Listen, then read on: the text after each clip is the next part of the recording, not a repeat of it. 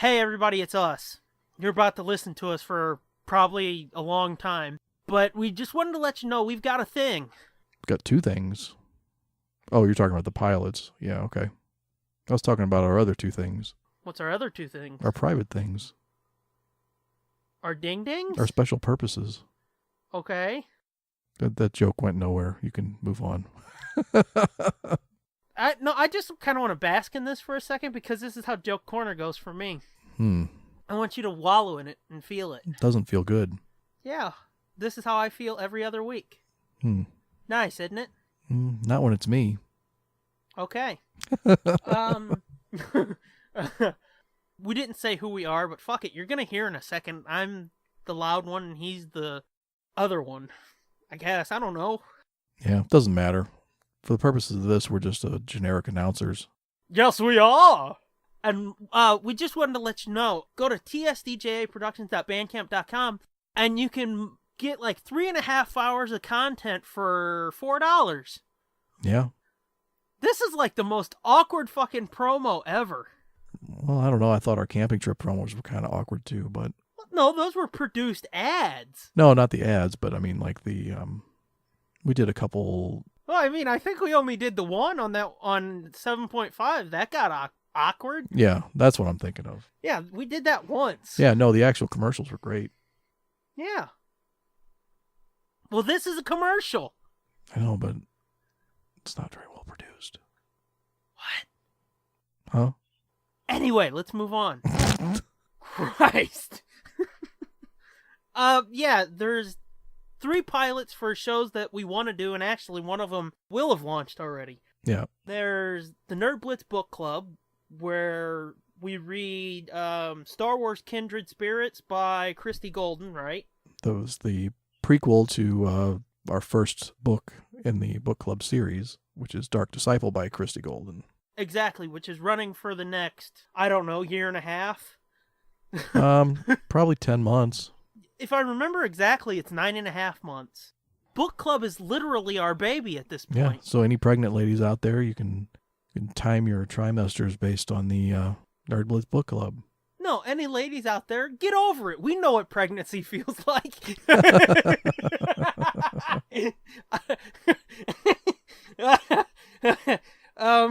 Well, cutting 20 hours of audio of us talking about a book, it feels like childbirth. Yeah, I know. It's about as painful. But you should go buy the pilots for sure, for real, because once it's all cut together, it's really good. The second pilot. That's the Nerd Blitz Comic-Con. Versations. Where we read Star Wars C-3PO, which is the comic that was supposed to come out a hell of a long time before it did come out. Yeah, it was supposed to be in the ramp up for episode 7, and then it didn't come out till like the ramp down after from the episode Blu-ray. 7. Yeah. Talk about afterbirth, jinkies. And then the third pilot is for the Nerd Blitz commentaries, where we watched and talked over the Star Wars holiday special from '78. Yep. And boy, oh boy. And it's just as awesome as it sounds. It's as awesome as you could imagine. So yeah, check those out. Again, it's tsdjproductions.bandcamp.com, and it's only $4 for 3.5 hours of content. Get that, check that out, and then sit tight, because here comes the show. Duh. Ay.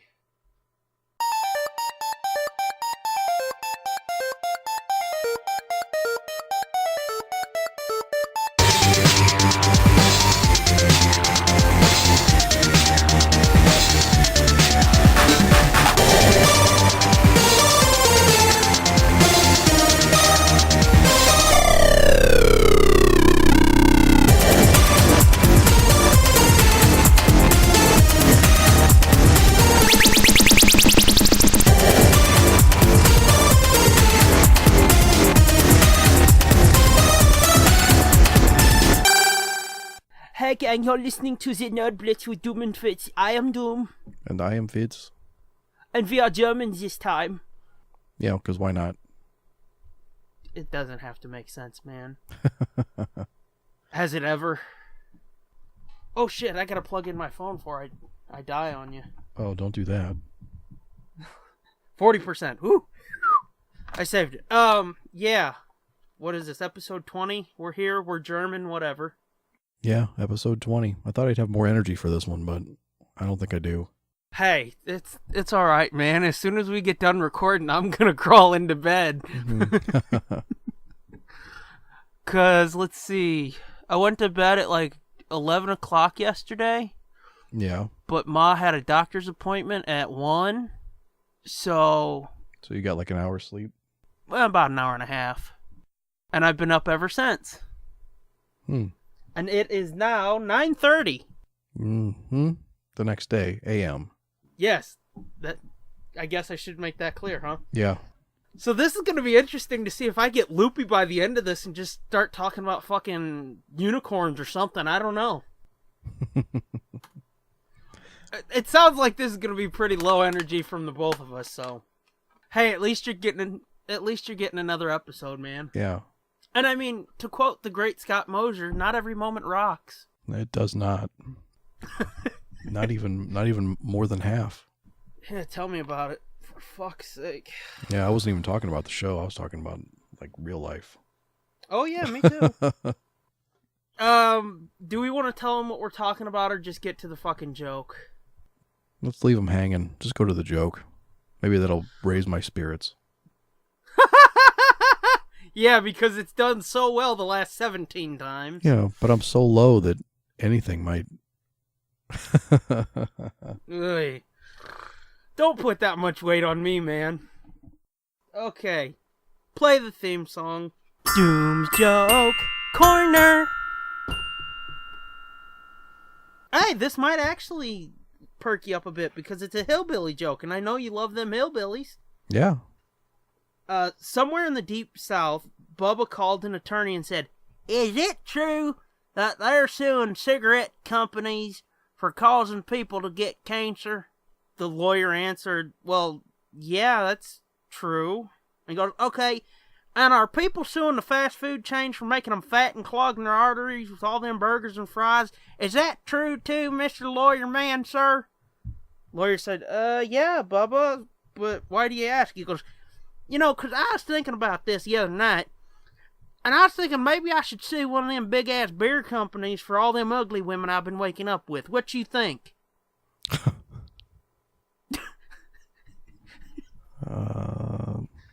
That's the end of the joke. He probably has a case. Of beer or both? Yeah. Oh yeah, that's okay. I thought there was more to the punchline. No. I mean, I actually added to it because it was just like, I'm thinking about suing one of them beer companies for all them ugly women I wake up with. That was it. So I tried to punch it up a little bit, but yeah, tough crowd. Mm-hmm. Ooh, this is gonna be fun. One of us is low and the other one's fucking about to pass out. Oh, Christ. No wonder we're only getting like 30 downloads an episode now. Well, no, it's 40. Yeah, 40. I still say Libsyn was inflating our download numbers. I meant to ask you about that. They were pulling from iTunes and everything. Does SoundCloud do that too? I believe so. Oh, okay. I'm really hoping that they are just calculating differently. And it's not that we've lost like 80 listeners. No, I think it would only be like 30, wouldn't it? Yeah, I guess. We got 40. Yeah, I guess that's true. We were getting about 70, 80 within the first week of an episode dropping. Yeah. Then it would still slowly get up higher over time, but... True. Well, I do know that a couple people, like, they stopped listening because they just didn't have the time to fit it in. Yeah. And I know they quit, like, listening to all their pods. And a couple of them have told me that they've caught up and marathoned the episodes, so... But, oh, Christ, let's not talk about that, because that's depressing. Yeah, let's move on. Yes. I want to hear about the episode 9 news that you have. Oh, okay. Because I haven't heard that. Like, this is truly breaking news from what I've seen. Mm-hmm. It says, let's see if I can pull up the headline because my internet's dead now, so I can't get back into the article. But it says Episode 9, Star Wars Episode 9 is set to start shooting in early April of this year, because it's now 2017 that they're listening to this. It's going to start shooting in early April because they're thinking it's going to have like a huge climax. Oh, yeah? Yeah, that's the speculation at least. Well, I mean, I would expect it to have it's the last in the trilogy, so... True. I would expect it to have a big blowout at the end. But apparently, if they're going to start shooting it 2.5 years before the movie's scheduled to come out, well, no, it would be 2 years, wouldn't it? Yeah, it's come out in 19. Yeah. Episode 8 comes out in 17, right? Yeah, so it comes out in 19 in May, because after Episode 8, they're moving this back to May. Release schedules back to May. Which, to me, it's just like, at this point, just let it December. Yeah, that was kind of nice, actually. I thought I would be like, oh, this is lame. There's too much shit going on, you know, with the holidays and everything. And May is traditionally when these movies come out, and feels wrong. But you know what? Yeah. It actually felt really right for some reason. Well, I mean, at first it kind of bugged me, and then it was like, well, whatever, they're going to just have December releases. Then they said, okay, now we're going to move to May, and it's like, just stick with the new tradition you're starting. Yeah. I mean, yeah, I would love for the shit to come out in May, but you didn't start that way, so fuck it. Just go with your new direction or whatever. Yeah, I wish they would fully embrace May the 4th and just release them on May the 4th whenever they come out. Yeah, that would be pretty cool. Regardless of what day of the week it is. But no, they've got to push up to that big 3-day weekend launch. Yeah. Which that's complete bullshit, but whatever.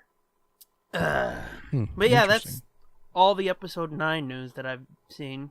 In the piece, I forget where I found it. I'm not pulling it back up again, because it takes too long. But, the piece said that it's weird. It was total film.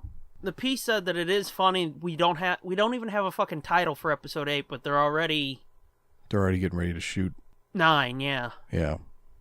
Well. Which I agree with that. Yeah. Well, believe me, they've got a title for it. Oh yeah. Well, we just don't know. We don't have a title though. Yeah. Well, gotta stick to that schedule. So what comes out in 18? Han Solo? Well, with all the recent casting news, I would say yeah. Yeah, thought I heard it was going to start shooting in 2017, so I think it does come out in 18. Was that what? Isn't that supposed to start shooting like in January, or is it later than that? It could be January. Because I mean, that would be really fucking weird. They're going to start shooting 9 before that. Yeah. Shit, must be a lot of effects in that one. Yeah. I guess, or maybe like huge like Braveheart style land battles. In 9, that would be weird, don't you think? Yeah, I would think. Doesn't seem like either side has that many troops, really, from what we've seen so far. The First Order doesn't have that many troops anymore. Well, yeah, they have less. They have considerably less now, don't they? Yeah. Because, I mean, at one point, yeah, they had a lot of troops, but no. Yeah. That is interesting. I wonder if the Resistance has, like, cells all over like the Rebellion did. Maybe. I don't know. I'm still reading Bloodline. Yeah. Which I know that's not going to get into a lot of that, but I think it is setting up the seeds of where the First Order came from and how it was propped up or set up. So it'll be interesting to see if it touches on where the Resistance came from as well. Yeah. But I would say, I don't know. I don't think they're like cells, like disconnected cells. I think they're the Resistance is. I mean, it's basically the de facto Republic Army, or like a special ops arm of the Republic Army. Is it though? I think that's the way I understood it. Was it's unsanctioned, like the Republic doesn't claim them or publicly sanction their operations, but yeah, their whole existence is to keep an eye on Snoke and his First Order. And it was all started because of Leia not wanting to give up, or knowing that something's going on that, you know, the Republic isn't willing to publicly investigate or fight against. Yeah. Hang on a second. Let me grab my copy of Dark Disciple, because I want to look at the timeline real quick, you know? Okay, sure. Because you got me wondering now where exactly Bloodlines falls in. Because I would think... Well, no, it's after all 3 Aftermath novels, isn't it? No, it's like 15 years after Jedi. Well, I mean, yeah, so you will see the seeds of... A lot of the seeds of how the Resistance survived, or whatever you want to call it. Yeah, well, I mean, there was no... I mean, spoilers for Bloodline, but in it, Leia is back in the Senate. She's a senator. Yeah.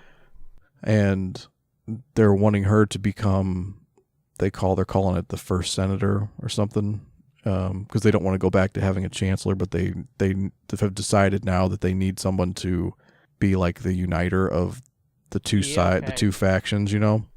Yeah. Because there's 2 factions. There's the populists and the centrists. And basically you could see that one side is what's going to end up breaking off to become kind of the First Order. Well, didn't the fucking First Order basically pick up like exactly after Jedi? Because no, in Shattered Empire, the fucking there's that whole bit with that robot with the message from Sidious to continue. Yeah, but I think that's what Bloodlines is getting into, is the shadow world of these things that are in motion behind the scenes that nobody knows about. They're starting to uncover, kind of like the Clone Army had been going on for like 10 years before anybody found out that somebody had started this. That's kind of the same thing. There's some kind of they're finding the trail of some like massive money movements and training fighters or like mercenaries and stuff. They're uncovering all this while they're investigating something, I forget what. And I think that's like they're trying to follow all this money to find out where it leads them to who's really behind all this stuff that's going on. And I think it's going to end up being Snoke. And so I'm going to guess that in Shattered Empire, like, he's one of the people who would have gotten that message and continued on. Of course, like, this is 15 years later, so who knows what, Shattered Empire, you're right, that Palpatine had that, like, dead man switch that, goes off when he dies or the Empire falls, and it's basically just, like, scorch the earth, burn everything. Yeah, like, fucking ramp it up. Go fucking crazier. All surviving troops need to just keep fighting till the bitter end. Mm-hmm. Leading up to Episode 7, they were talking about a lot of different factions of the Empire. Right. Which, I mean, Shattered Empire kind of starts to lead you down that path in the title alone. And, like, the First Order is just one of those factions.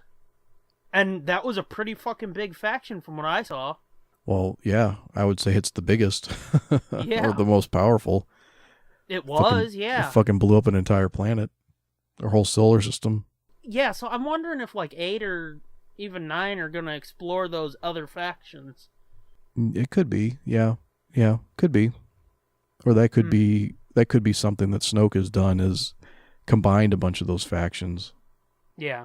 Like right afterwards there would have been splinter factions, and that's why the First Order is the most powerful, is that he's consolidated a bunch of those into one. Yeah. Oh no, man. That's hard to wrap your fucking brain around. There's a lot of fucking ways they could go with that, Oh, yeah. Yeah, I have no idea what 8 and 9 are going to bring. There could be... Mm-hmm. Apparently, fucking 8's going to have Luke and Rey tag teaming and doing fucking something. Yeah, it's going to focus on them a lot. And then supposedly Poe and Finn, I think, are off on a mission together. Yeah, I haven't read any of that speculation about 8, really. A sexy mission. Yeah. And they're going to cover up with that coat. Oy. Lord. This Obi-Wan theory, let's get into that. Okay. because that might perk you up a bit. Maybe. So, again, pulling from fucking Rebel Force Radio, they had, what's his name, Anthony Bresnikan from Entertainment Weekly. Right. Mm-hmm. They had him on, and he threw out a rumor, wasn't it? As to why... Well, I don't know. He says it's a rumor, but it sounds like speculation to me. Yeah. Like, I don't think he got that from... Well, he may... Yeah. Okay, so there's two parts to this. The first part, I think, really is like a rumor that he's heard. And that is that they're not done with Obi-Wan in the sequel trilogy or in the movies. Yeah. Meaning, somehow he's going to appear in 8 or 9. Yeah. Which, I don't doubt that. I'm sure he will. I'm surprised he wasn't in 7. I mean, he was in 7, but I'm surprised he wasn't physically in 7. Or more prominent. Seen. With these fucking Force ghosts, it's hard to fucking define what they are, isn't it? Yeah. Oy.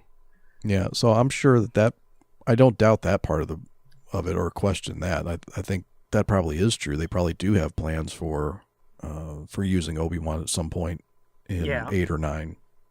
But then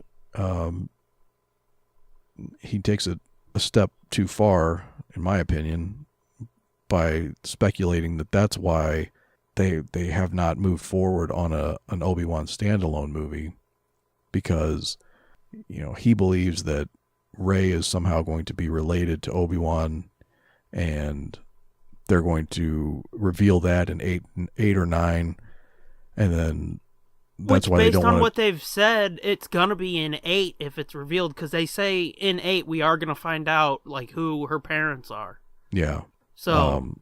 So then he says that that's why they haven't moved forward on an Obi-Wan movie set between the prequel trilogy and the original trilogy, because they have more of his story to tell in the sequel trilogy, and they don't want to, I guess, potentially fuck up continuity by doing something in a prequel trilogy that... Or maybe not even that. I think what he was saying is, like, they're gonna reveal in 8, like, okay, he's her dad, grandpa, whatever the fuck. Yeah, and then they're gonna reveal that in, like, 8, and then if they would do a standalone Obi-Wan movie, it would tell you how he humped or who he met to, set up Rey's birth down the line. Right.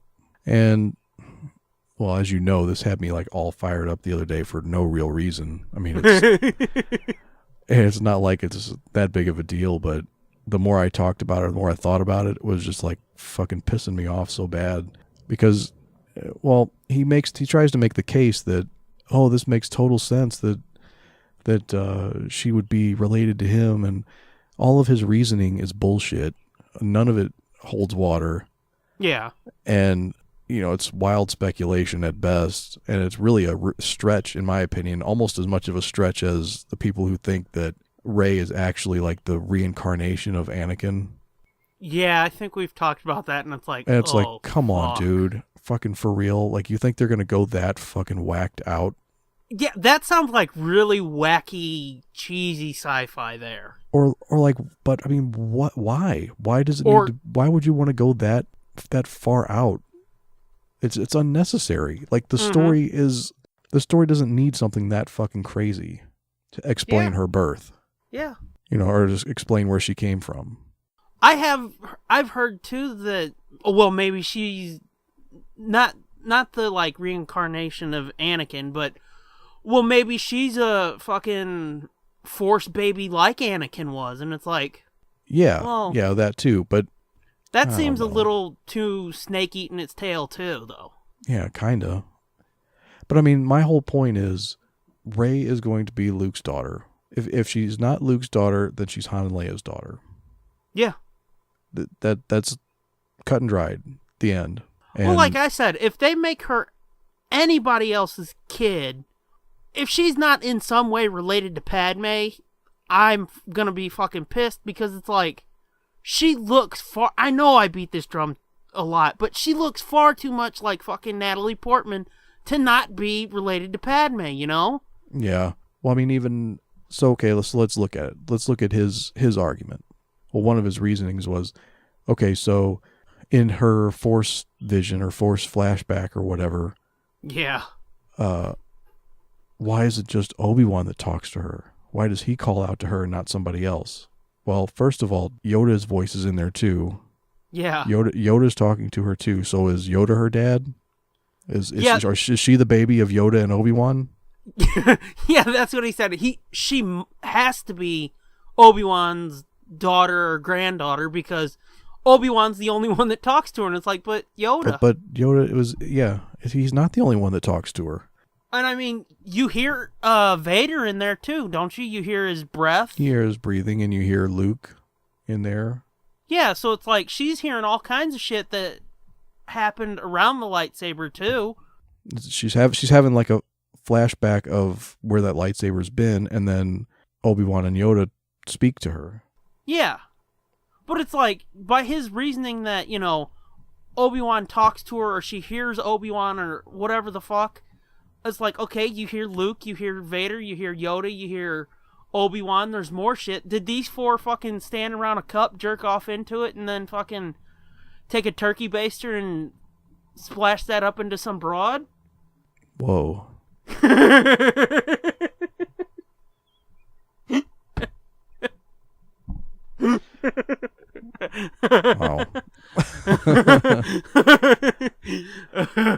Wow. Okay, next reason. Well, I do want to say something real quick, though, about that. Yeah. Because I've been thinking about it, too, and it kind of ties into something with Rogue One, which, again, we don't want to really... I know we've kind of wanted to not talk about Rogue One since... Yeah. Well, by the time this comes out, we'll probably have seen it, yeah. Yeah. But the thing with Rogue One... when they recently announced that, like, there's no crawl on it and all that stuff, they specifically said that they want to leave some of those type of tropes, like the flying text of Star Wars, the crawl, and maybe like the transitions and wipes and music and stuff. They specifically said they don't want to do that in the standalone movies. They want to keep that, again, they were very specific, and you know they choose their words carefully. Mm-hmm. But they wanted to keep that stuff for the main Skywalker films. And it's like, you know, that's interesting wording right there, because as we found out with the tail end of episode 7, it looks like Rey's going to be our main character, right? So yeah, I think that goes without saying. That says to me, by what they've put out there talking about or justifying the way that they're making Rogue One, that says to me she's got to be a Skywalker in some way. Well, yeah, I think so. Real quick, I just realized... What? We're a half hour in, and this is the main show, right? Yeah. Do you understand what I'm getting to yet? No. Pull out your Battleship game. Oh, fuck. Oh, God. Oh. Okay, well, let's wait until after this conversation, because we were getting on a roll, I think. Okay. Yeah, so based on their own words, you know, the clues point to she's got to be a Skywalker, not a Kenobi. Mm-hmm. So now, some other theory that I've heard, or some speculation that I've heard, which I guess could make me okay with it, it's still kind of weird, but was that Luke found Obi-Wan's daughter and they they hooked up. So she's actually a Skywalker and a Kenobi. Oh, I'd be fine with that. I mean, that still seems kind of weird, but that's better than, you know, the swerve of, oh, everything we've told you so far, all the visual clues, all of the logical conclusions that you would have come to just watching episode 7. Yeah. Surprise, she's not Luke's kid. Like, even people who are not Star Wars people are like, well, that's that's his daughter, right? Uh-huh. So for him to come out and be like, "Oh, it's Obi-Wan's daughter. Here's my like ridiculous reasoning for it." And another one of his reasons was why the lightsaber called to Rey. Yeah. Well, it's because Obi-Wan had it in his possession for like 20 years. He had it way longer than Anakin or Luke. Either one of them had it. I'm like, what the fuck? What kind of reasoning does that does not make any kind of sense at all. No, because like as we saw in the Clone Wars, the kyber crystal, which is an essential part to a lightsaber. Yeah, it's like Harry Potter's wand. It chooses the person that it wants to belong to.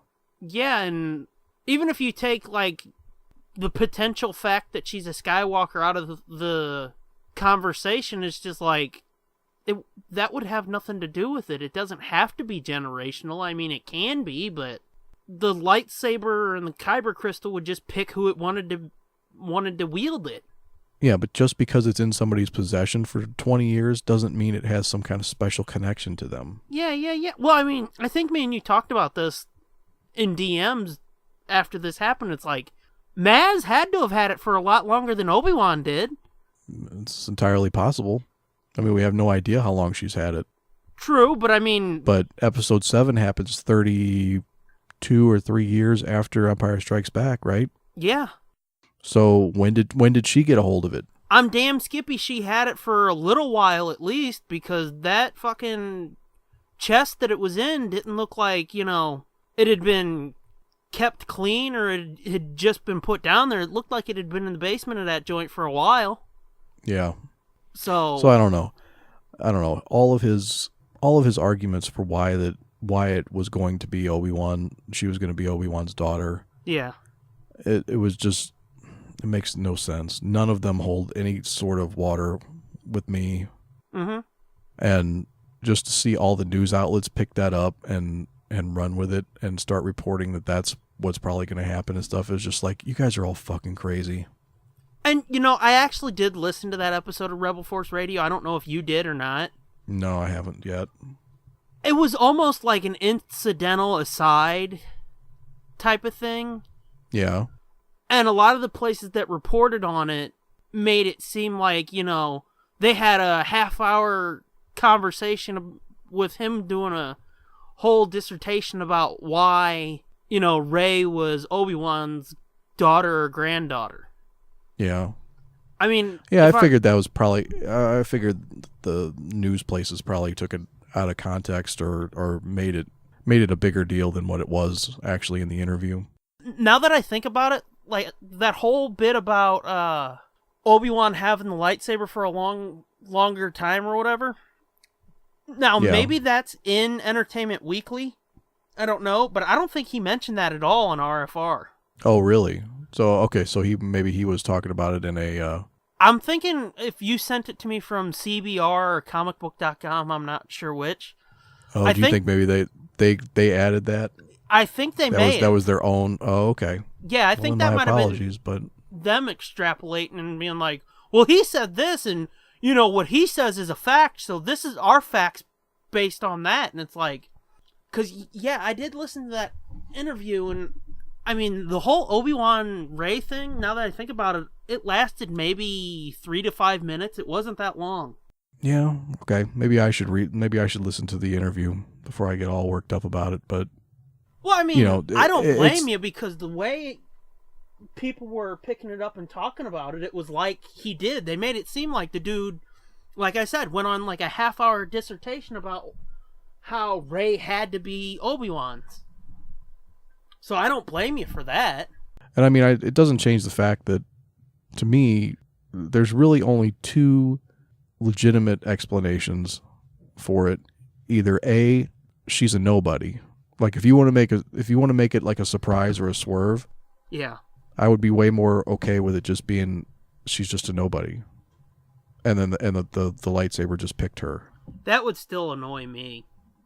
It would annoy me, but not as much as trying to shoehorn in like, well, she's really Obi-Wan's granddaughter, because Obi-Wan had a daughter, and who is she? Well, we don't know who she is, but Because, I mean, we're in agreement, right, that it's impossible for her to be his biological daughter. Yeah. Yeah. Okay, I mean, there's Because no way, there's no way way to explain that, right? No, she'd have to be, like, almost 40. Yeah. Yeah, she's like 20, very early 20s, right? So I think it's like Obi-Wan had been dead for over, there, yeah. He'd been dead for like 35 years by the time this happened. So he'd been dead for over 10 years, but when she was born. Mm-hmm. Well, you mentioned a little bit ago Obi-Wan having a daughter and then Luke hooking up with her. I hadn't heard that, but that, to me, I like the sound of that. That's a possibility. I mean, that is a possibility too, but then was that just a coincidence? Was that just an accident? Or did they know who each other's were? And if they did, how did she know to go find Luke or to search him out? Or how did he know to search her out?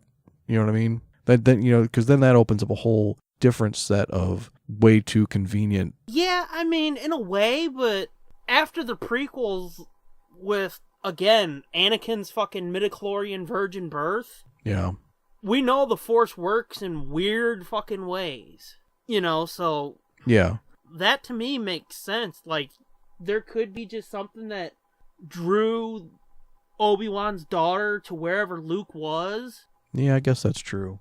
Which, I mean, it's been talked about that maybe Obi-Wan had kids and people kind of just blew that off as like, he was a Jedi.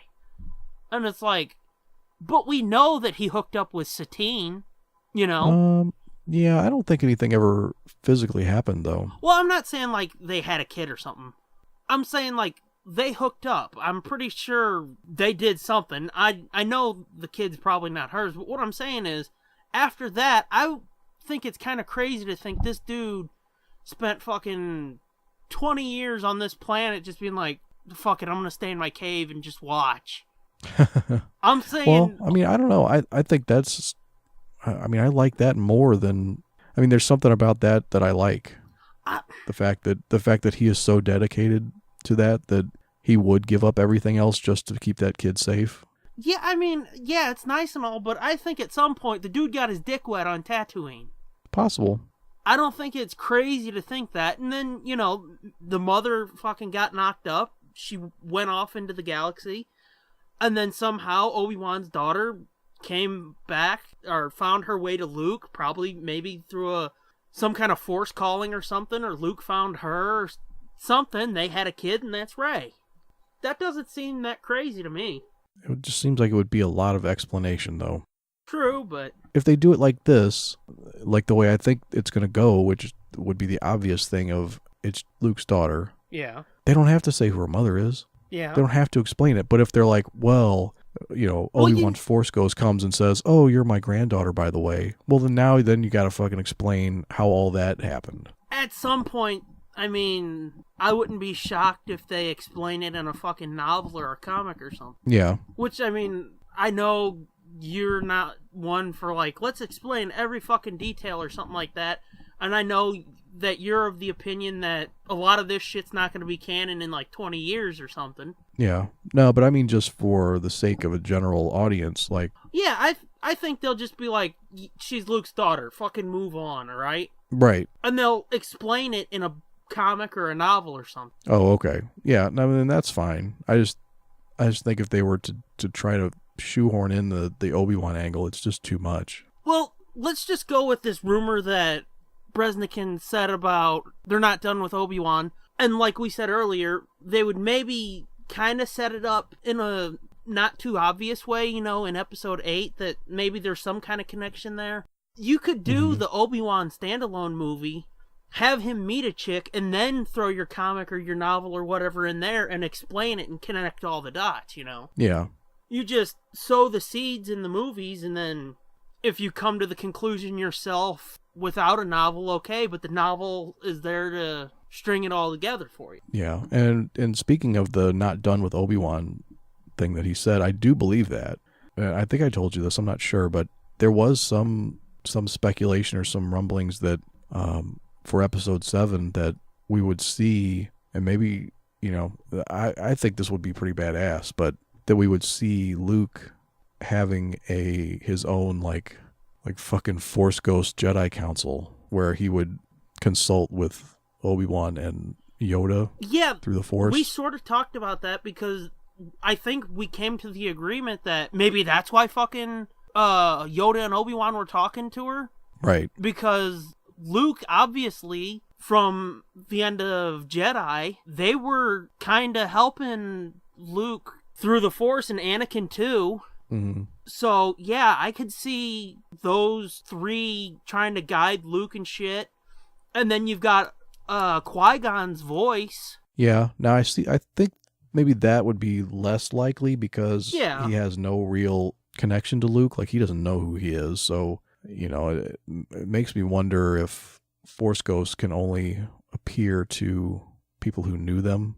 Okay, I'll give you that, but I mean, and again, this might be going too deep and too detailed, but what's to say that fucking Luke's like, okay, guys, I got a problem. And those three don't talk to Qui-Gon or something. Because that could be too. Yoda's heard his voice and Obi-Wan's heard his voice. Yeah, I'm not ruling it out completely. I'm just saying that might be a little weird. Yeah. To have a fucking round table of Force Ghosts and one of them is a guy that he'd never met. Yeah. But who knows? It would be even weirder just to have a spectral voice, an empty chair, and a dude going, we're gonna save her. Or whatever, you know? Yeah. So yeah, I'll give you that. Something that I just thought of while we were talking about this was, you said how, so we were saying, okay, that's maybe why they talked to Rey was because they were part of Luke's council or whatever. Yeah. Well, so Luke, removed himself from the world, right? Yeah. So what if he stopped talking to them too? I mean, that I don't even feel is something we need to speculate about or doubt. Like, okay, so he's cut himself off even from Obi-Wan and Yoda, and they're freaking out, and they know that he needs to come back in order to stop whatever Snoke is doing. Because I think there's no doubt that he's some kind of dark Force user as well. Not Sith, but... Well, I mean... I forget what novel it is, but there's a dude or a kid or something that Palpatine takes to Jakku. Oh, right. That's in the second Aftermath novel, I think. Okay, yeah. So I think it's in Life Debt. A lot of people are speculating that that's who Snoke is. Who he was, yeah. Yeah, so he might have had a lot of tutelage from Sidious. Yeah. So, yeah, he's pretty clearly dark side, and if he is that dude... Yeah, he could be Sithy too. But what I was thinking was, so he's cut himself off, and now they know that the best way to get to the father is through the kids, right? Yep.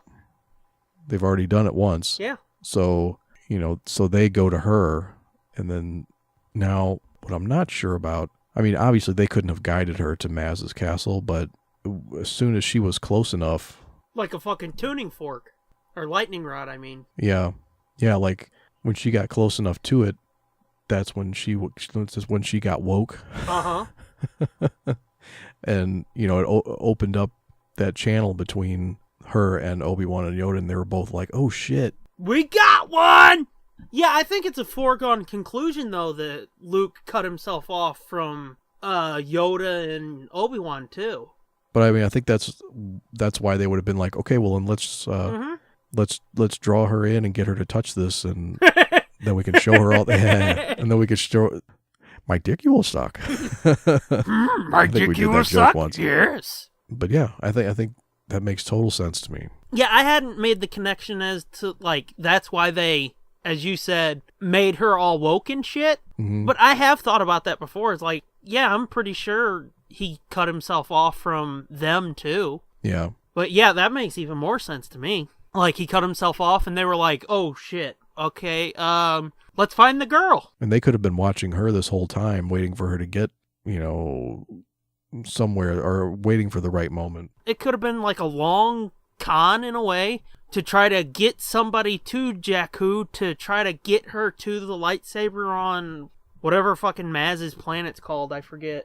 Takodana. Okay, yeah. That could have been years of them working through the Force, trying to just get her ass there any way they could, and they finally succeeded by fucking getting Poe to Jakku, and then, everything with Finn, and her and Finn escape, and then Han picks them up, and they're trying to get everybody back together and put all the players back in motion, you know? And then shit like Han dying, that wasn't part of the plan, but it's like, oh, well, collateral damage and getting the universe back together, you know? Mm-hmm. So yeah, that makes a lot of sense to me. That may also be kind of a reach, but and maybe a little too complicated for just a general movie, but... That to me seems like another one of those things you can just fucking do it and then explain it later in a comic or a novel. Yeah, that's something that doesn't need to necessarily be explained the way I just tried to explain it. Yeah. I was just trying to make sense of... Trying to come up with reasons why those two would have reached out to her instead of anybody else. Yeah, I feel you. But I mean, like, specifically what we were just talking about, you know, Obi-Wan and Yoda working through the Force to bring everything together. That's something you just fucking do it and then explain it later. You know, you don't have to go into the fucking deep details like we just did in a movie. Because that would probably be boring as fuck in a movie. Well, I mean, it could be even as simple as just a throwaway, or not even a throwaway, but just like a simple one line in 8 where Luke tells her, I can't believe they sent you to me. Mm-hmm. Or something like that, you know? Something like that, and then, you know, the Force works in mysterious ways or something like that too, you know? Yeah. And then expand on that later. Bottom line, she's Luke's daughter. The end. Yeah. I mean, otherwise nothing makes sense in episode 7. None of the shit that they set up makes any fucking sense at all. Mm-hmm. Again, they could just pull a swerve to try and throw people off, which... That's what I was saying would piss me off. Like, that's what I was just going to say, but that would just be fucking cutting their own throats. You know, all these people who think they're so clever because they're trying to think of they're trying to anticipate the swerve. Yeah. And I'm like, there's not going to be a fucking swerve, dude. Mm-hmm. This is a straight up Star Wars. Star Wars doesn't really have too many big swerves. Like the Darth Vader swerve, yes. But otherwise, they're not, I mean, it's not really known for like out of left field swerves. Even Princess Leia and Luke being brother and sister was like, oh yeah, I can see that. It seems like people are just focusing on the opera aspect of the space opera, you know, and trying to make it into a soap opera. Yeah. Wasn't there something else you wanted to say about the wars? Was there? I don't know. I can take a shot real quick. Because as we just realized, we're still fucking playing Battleship, man. Mm-hmm. This is like our 5th or 6th episode with this shit. Yeah.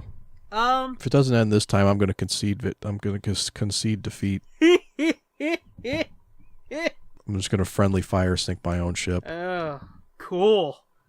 I'm going to go with C10. Miss. Fuck. There was something else I wanted to ask you about. It's something I think we've sort of talked about in the past, and I hadn't seen it at that point. Okay.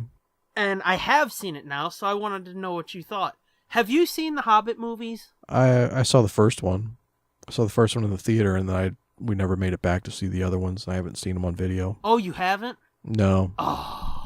You've seen all of them? Yeah, they had them at Walmart for $12 each. Wow. The extended cuts, too. Oh, yeah? Yes. So, over like 3 nights this past week, me and Ma have watched them. Yeah.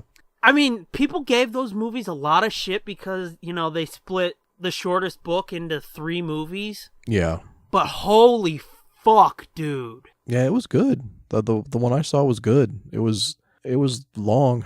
Yeah. And it had a lot of, felt a little repetitious sometimes because there were so many false endings, I thought, like where it felt like it was the end of the movie, but it really wasn't.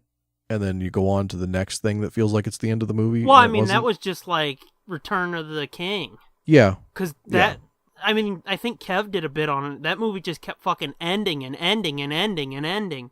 Yeah. And then they all got on a fucking boat and that was just like, huh? Yeah, well, I knew it wasn't over till the boat happened, so. Was that in the book? Yeah. What the fuck was that about? That's where the elves, when they grow tired of the human world, or the world of man, they get on these boats and they return to their, I guess, ancestral home or whatever where they come from. They call it the Grey Havens, and it's that's where they go and they can live forever. Okay. Where they're immortal in that land. Oh, because in the movie that was fucking stupid.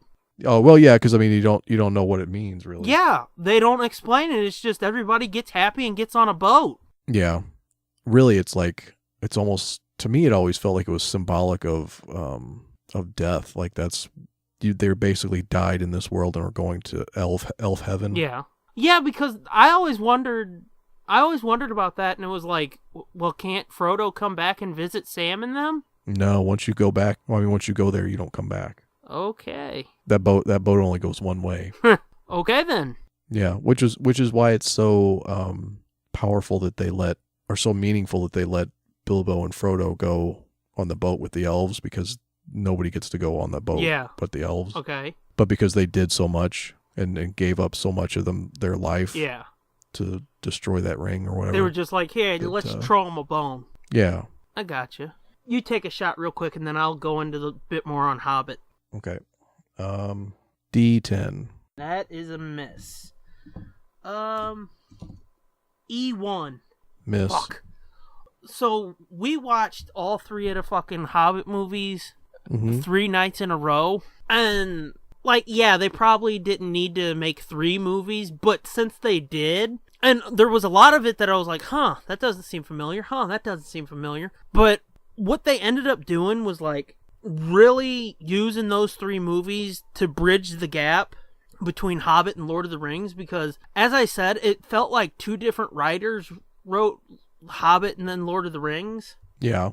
Because it felt like 2 different stories, and then it's like, oh yeah, the Bilbo guy that was in the other one, he's in this too for like a minute. Mm-hmm. Well, they really, really fucking spent a lot of time setting up Lord of the Rings, because, correct me if I'm wrong, but in the Hobbit book, did they really talk about Sauron coming back? I don't think so. I don't think they talked about it at all. Exactly. I didn't remember it either, but, like, that's a huge subplot of these 3 movies. Oh, really? Yeah. That's when they fucking realize, oh shit, this dude's back. He's gaining strength. He's gaining power. Because... Yeah, I don't think they did. I don't think that was... And like you said, it was kind of like 2 completely... I mean, it is 2 completely separate stories. The only thing that connects them together is the ring. Yeah. And the ring in The Hobbit, that's just an incidental thing that happens, really. Yeah. Yeah, I mean, it's incidental, but I mean, it's important to the plot, because otherwise he can't get into Smaug's lair without that ring. Yeah, but I mean... Or he uses it to become invisible to get in there. Yeah, but I mean, for the most part, it's just like an incidental little tool that he uses. You don't get the feeling that, like, okay, this is going to be important and set up fucking 3 books. Yeah.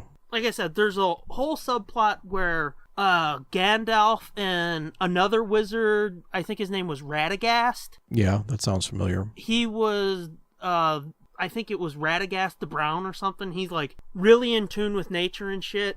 And he's got bird shit running down the right side of his face.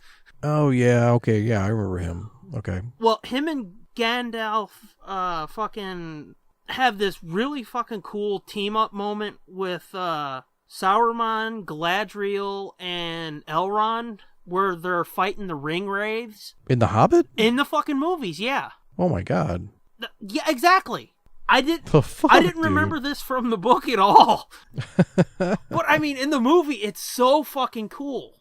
Because it fucking, like I said, it straight up ties it into Lord of the Rings and makes it like one 6-movie story. So, yeah, that's pretty fucking awesome. That's another one of those things, like, if you want to borrow them sometime, just fucking speak up, because holy shit, if you like the books and you like that whole world and shit, you're gonna fucking fall in love and nut all over yourself watching this. I can't remember any of them right now because I'm fucking tired, but there's a lot of little quick references and shit, you know, nods tying to Lord of the Rings and whatnot. And I was like, oh, cool! Oh, that's how okay, I see now. Yeah. Little Easter eggs and references that, again, make it seem like one world and one story. Not 2 completely different stories written by 2 completely different writers, because that's how it felt to me. Yeah, I just looked it up just to confirm it, but yeah, The Hobbit did come first. For some reason, I was thinking that he had written all of it and then was like, well, here's what happened before, and then that's what came out first was The Hobbit.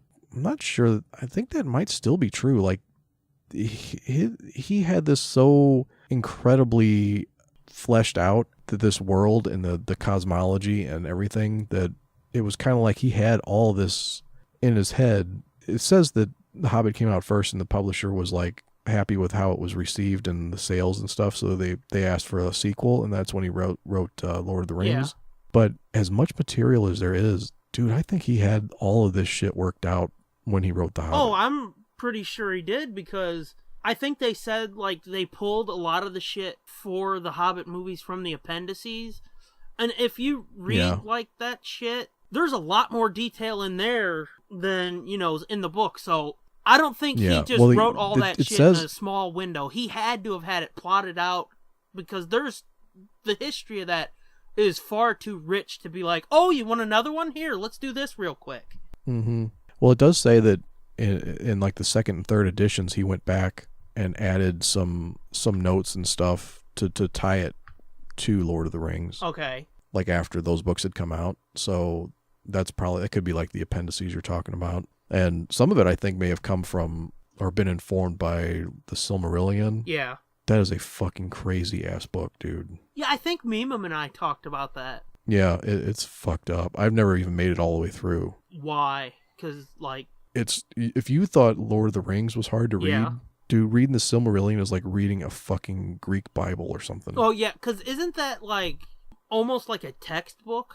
Instead of, like, it really a prose novel or something? Yeah, I mean, it's sort of prose, but it's more like, I mean, it's like reading the Bible or like a history text. Yeah. Wow. But yeah, it goes into like the whole creation myth of Middle Earth and the origin of the elves and the Even Star or whatever that Galadriel has. Which that comes into play in The Hobbit too. That thing that she gave to Sam or whatever. Is that what you're talking about? No, she didn't give it to. She just gave them. Didn't she give them like a flask of some water or some shit? In like a crystal, in like a little crystal thing that he wore around his neck. Yeah, but it was some kind of light up thing too. Yeah, I can't remember. I don't think she gave him this thing. This thing is like an elf, like fucking like a crown jewels type thing. I would Google it if I could, but I'm pretty sure that's it. Because she tells him like it'll light his path or whatever. I don't think it was some kind of water, but I know she gave them all like rope and those cloaks and shit like that, and then she gave them each like a special gift. That's in the second half of Fellowship, the second half of the movie. I remember that. The Elisar was a green gem set in a silver eagle-shaped brooch, had the light of the sun within it, and those who looked through it saw everything that was aged and withered as young once more. The Elfstone was crafted by blah blah blah. Holy shit. Hold on, advertisement. Oh, she gives it to him after they destroyed the ring? No. This jewel is... In Peter Jackson's film, the jewel is replaced by the Even Star, a silver necklace with a white stone, which is given to Aragorn by Arwen in Rivendell. This jewel is probably inspired by a jewel that Arwen gives to Frodo after the destruction of the One Ring. I don't fucking know, dude. Yeah, So... What was it that... I can talk hardcore Star Wars. I can't apparently talk hardcore Hobbit shit. We need to get Mimum in for that, so he can school us. No shit. But, long story short, if you fucking like that world, check out the fucking extended editions of the Hobbit movies. Because, as I've said before, I've read The Hobbit and I've read the first half of Fellowship, and I loved the Lord of the Rings trilogy. This fucking Hobbit trilogy makes that so much fucking better because they tie it all together in a really great way. Cool. I'll have to check it out. Anything else you wanted to talk about before I go into my other thing I wanted to bitch about? No, go for it. Is this going to be your fuck this shit? No. Mine was the Obi-Wan thing, and yours is going to be this? Is that what we're going to call this episode? Fuck this shit? Because it's just us bitching about shit? No, it wasn't what I had planned for my fuck this shit. But, oh shit, thinking about it, this is like way a super long time ago from the time they'll be hearing this, but... Yeah, this is old news. They may have had a fucking rematch by this time. No shit, because the Rumble's, by the time they hear this, the Rumble's this month, and it sounds like there's going to be some kind of run in there, too, in the match, but fucking cut to the chase. Brock Lesnar and Goldberg had a fucking match at Survivor Series last month for us, 2 months ago for yous. And what the fuck? That bugged the fuck out of me. Because if I remember right, it was like a 1:28 match. Yeah, after this big build up to Yeah, it. this big fucking hype build up, and then 20, or not 20, but they kept pushing that, like, there's 12 years of fucking anticipation for this rematch. There's 12 years of anticipation for this rematch.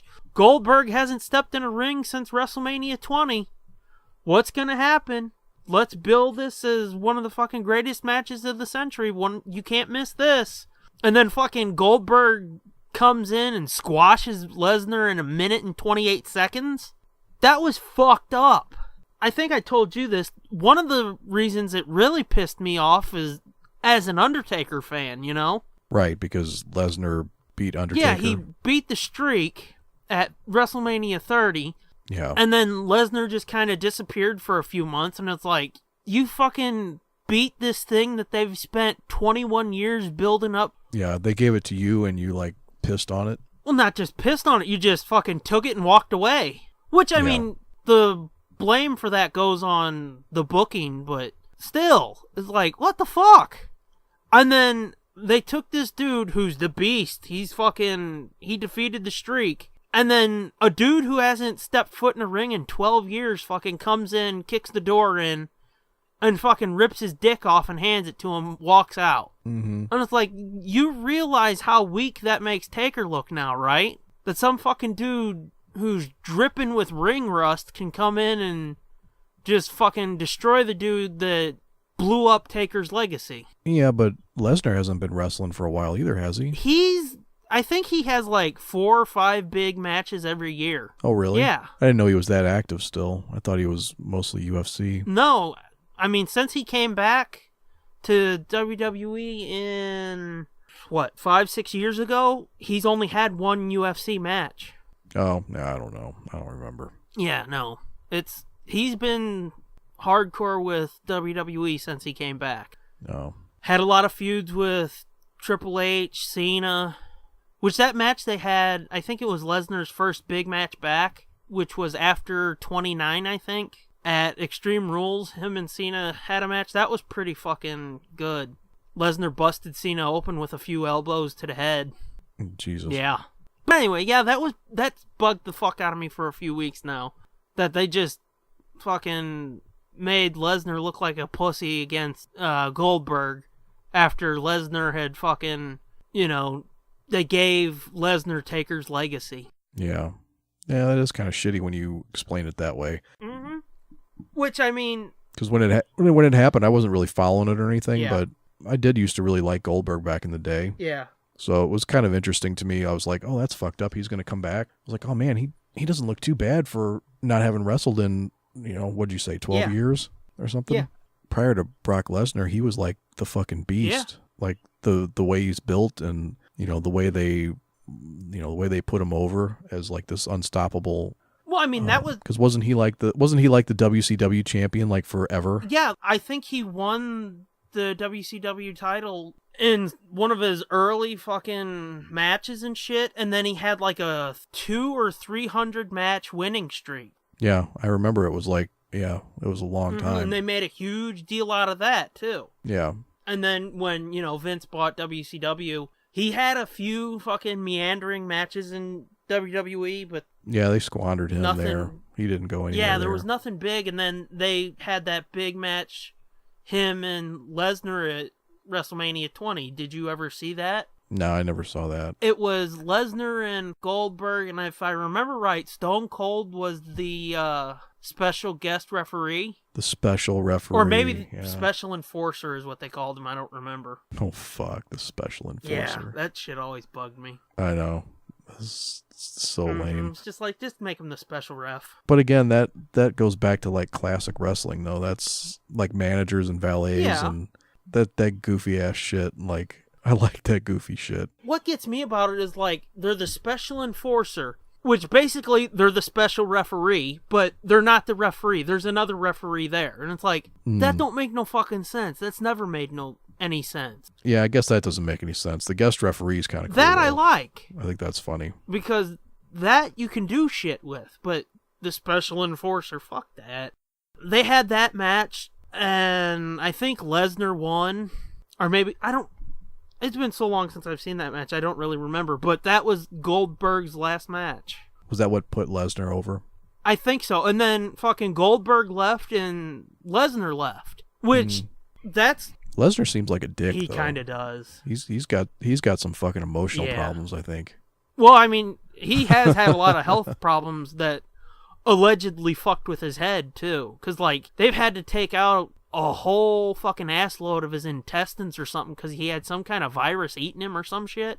Oh, Jesus. And I've heard that, like, really fucked with his head and shit. But, like, when Lesnar left, that kind of fucked up wrestling, and we're still feeling that to this day because Vince didn't want to put anybody over after that. He didn't want to build up a huge star because he spent like 5 years making Lesnar, or no, it was like 3 years making Lesnar, you know, the big shit, and then Lesnar fucked off.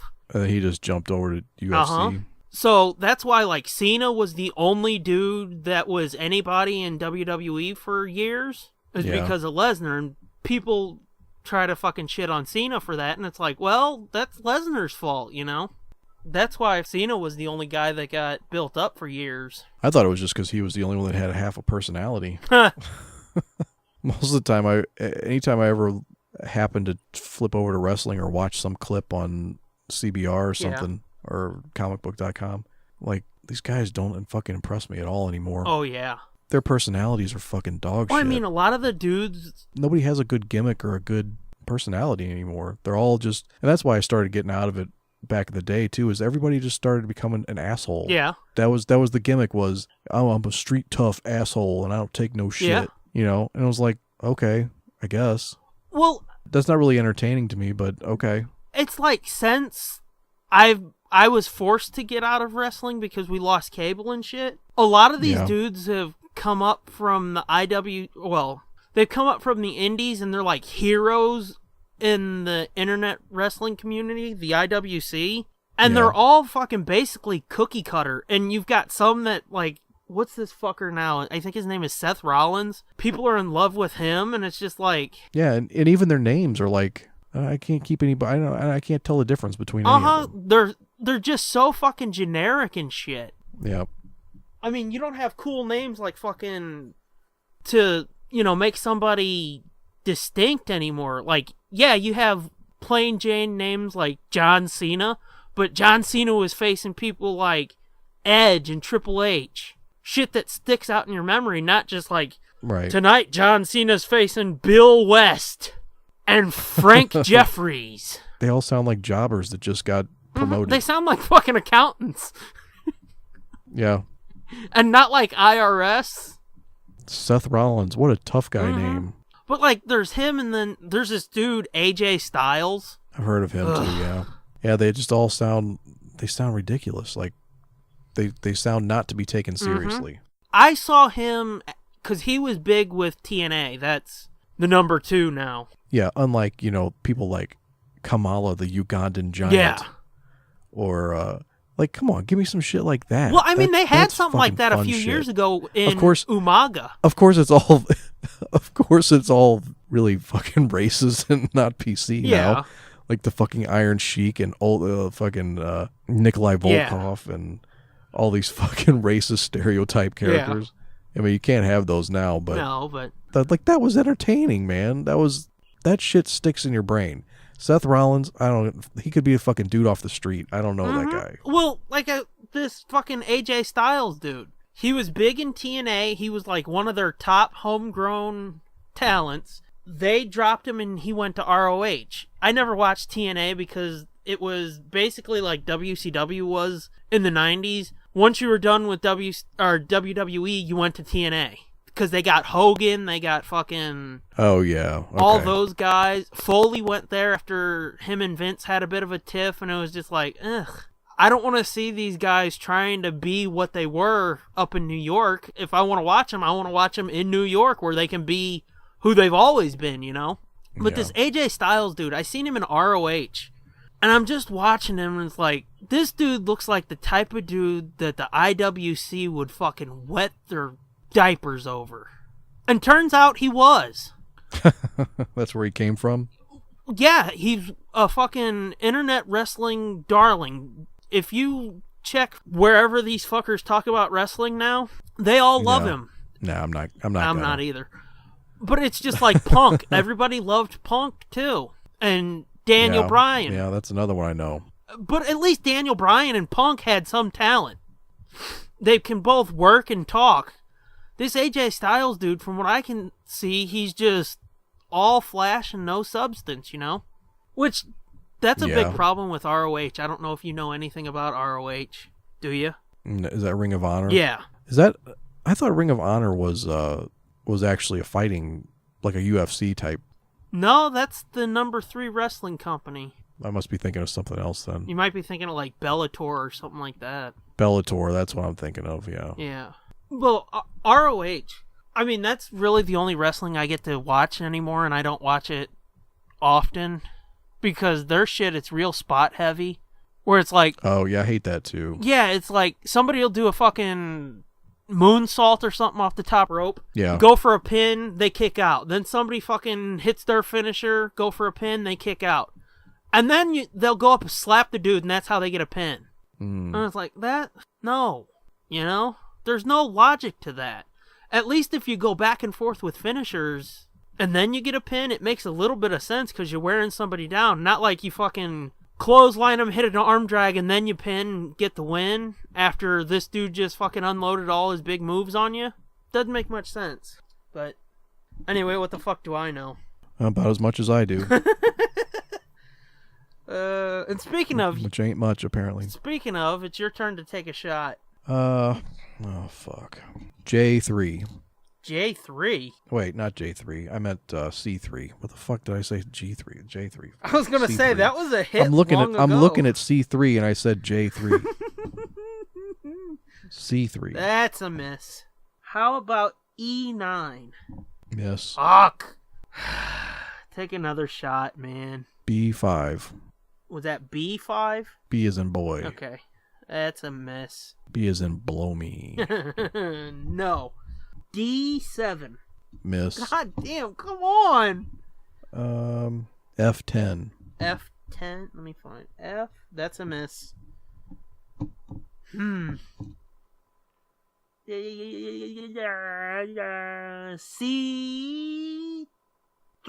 Miss. Bitch ass. E7. Was that E? Yep, as in Eat my asshole? elephantitis of the nuts. Yeah. That's a miss. Do we have anything else to talk about? I don't think so, do we? No, I don't think so either. I just went through a long fucking whiny bit about The Hobbit and then a long whiny bit about wrestling.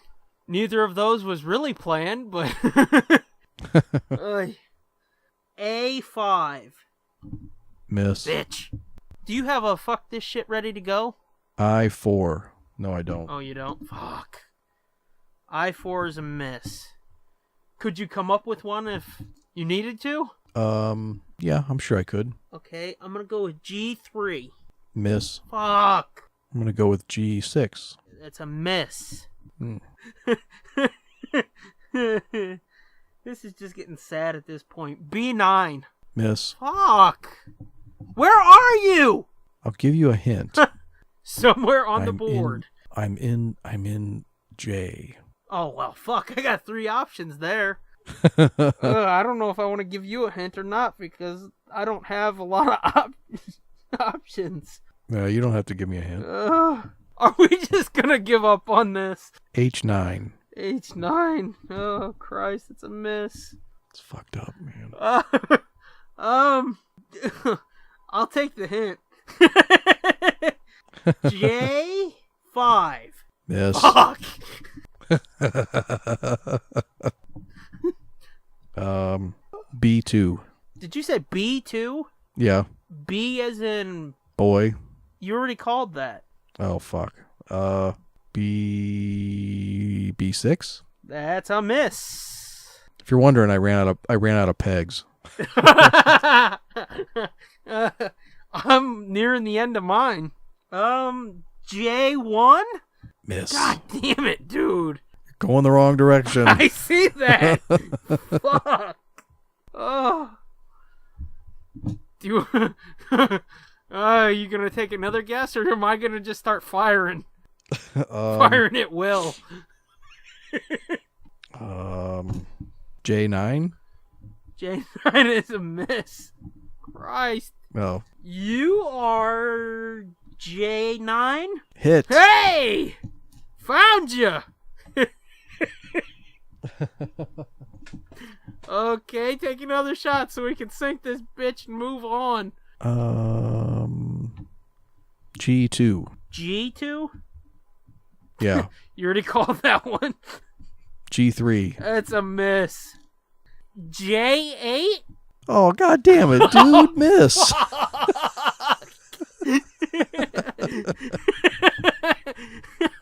Ah, shit. Well, at least I know where you're at. It's just fucking asking to be hit now. It's literally turned off its engines and is sitting still in the water. He's just sitting there smoking and we're shooting all around you. Fuck me.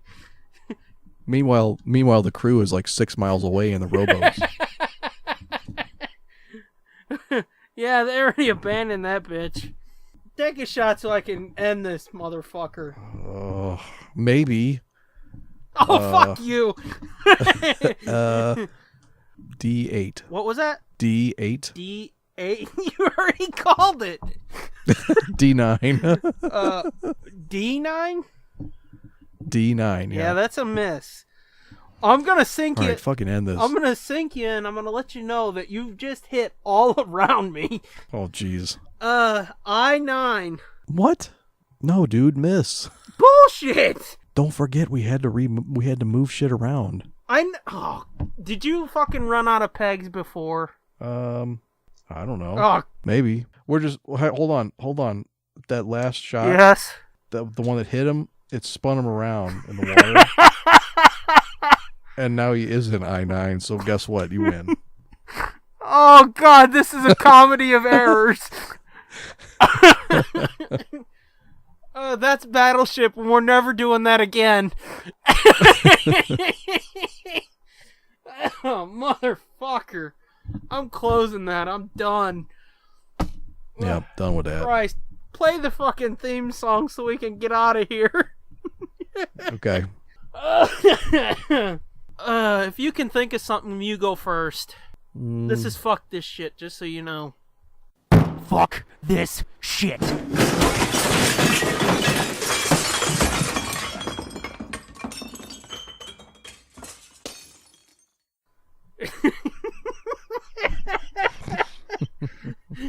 I don't think I'm gonna cut this into a thing for YouTube now.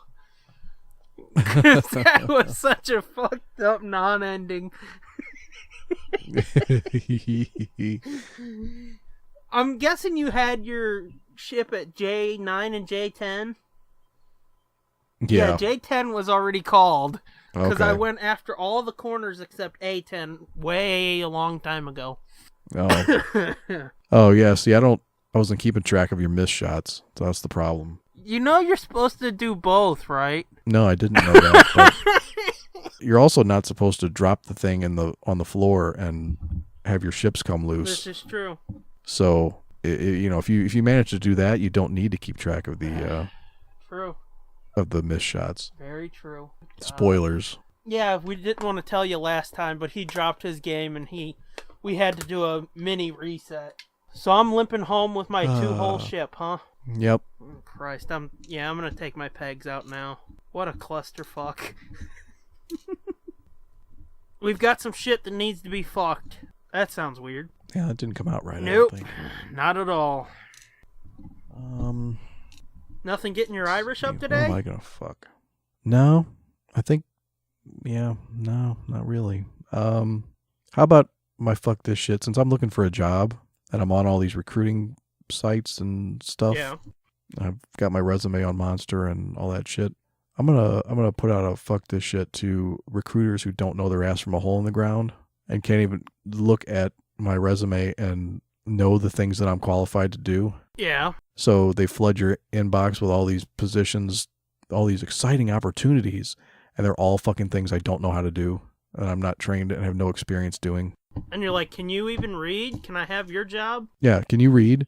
And not only that, they're in like fucking Washington State or fuck. I'm like, what the fuck, dude? I'm not moving. So not unless you're gonna pay me fucking big bucks.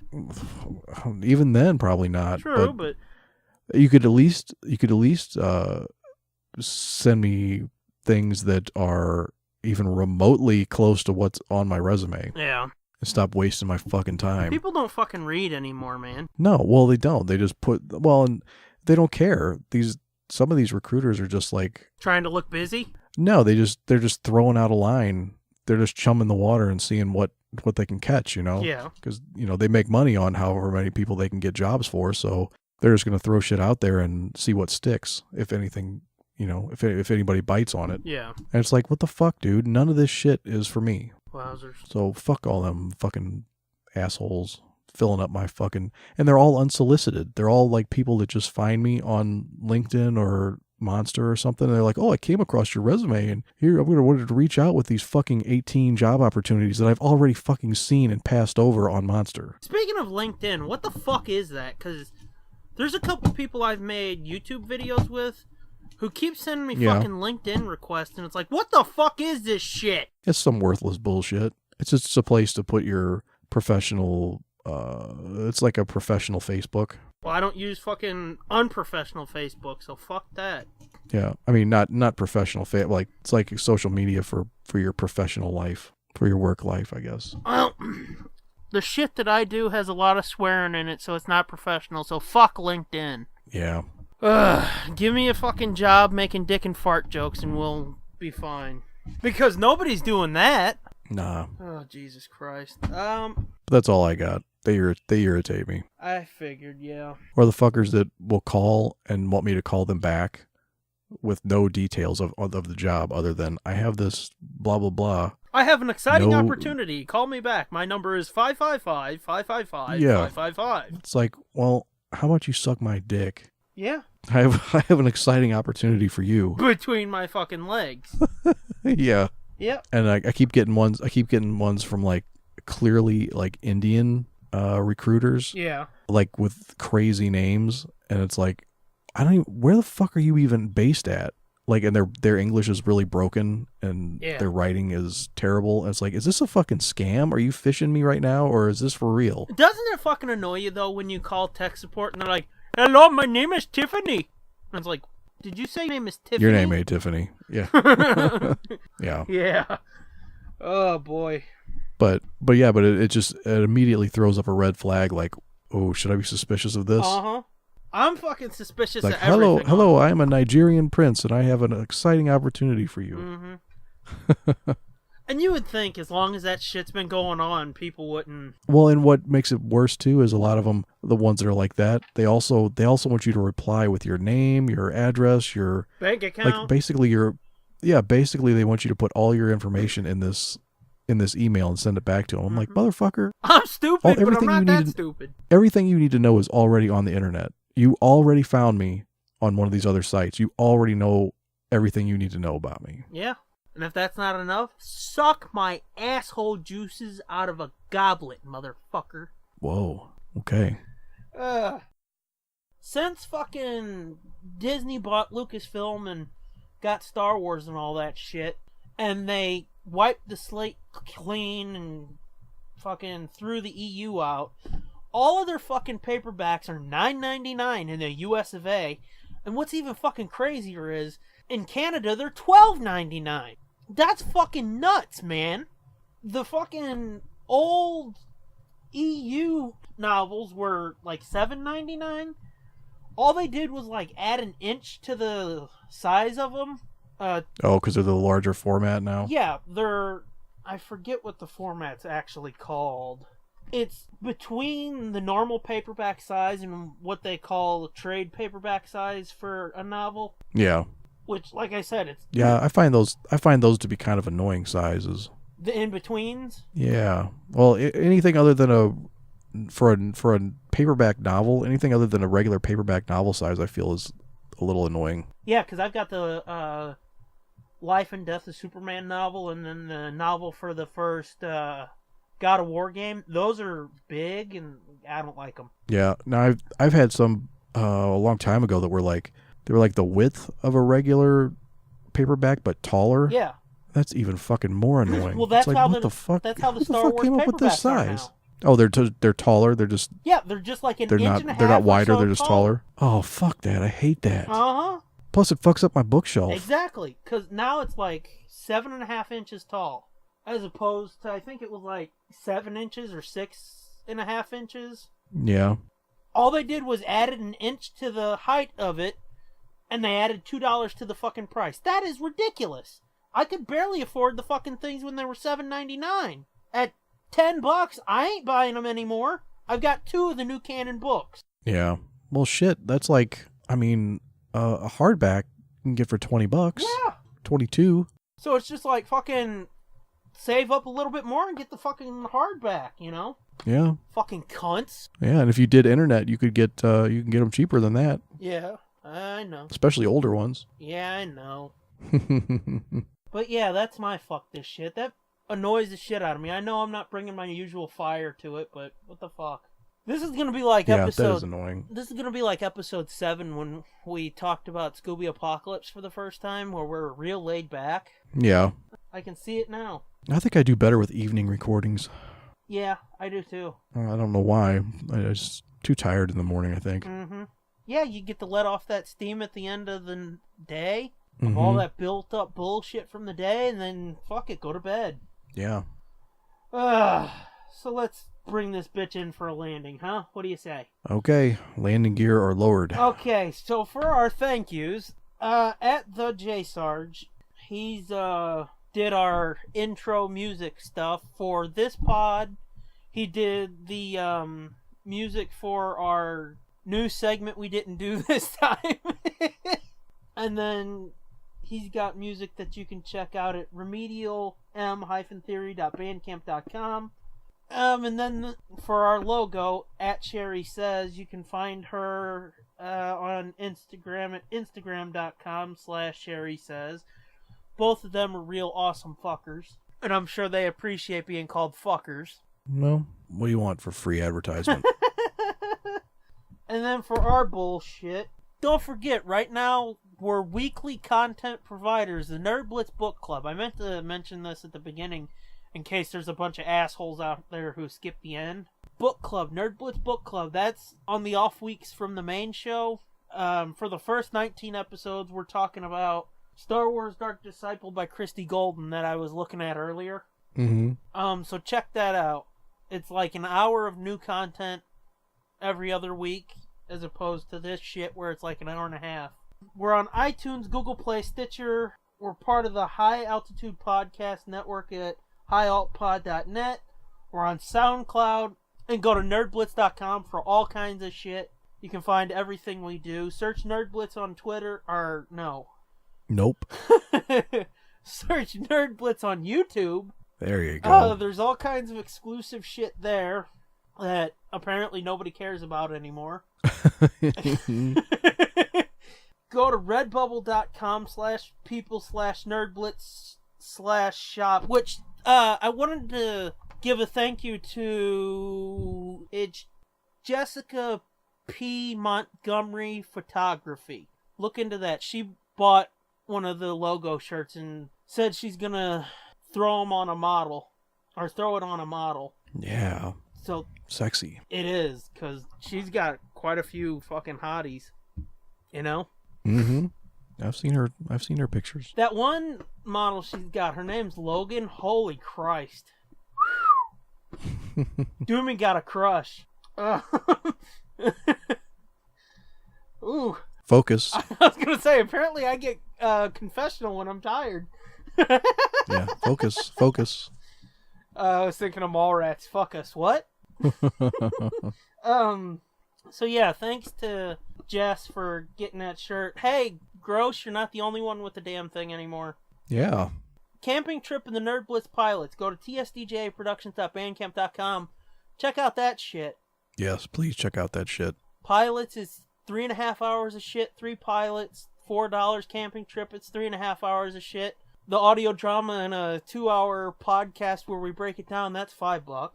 I'm at the Scooby Doom. You're at Fitzman73. And together we're at Nerd Blitz Pod. It feels like the wheels have come off at this point.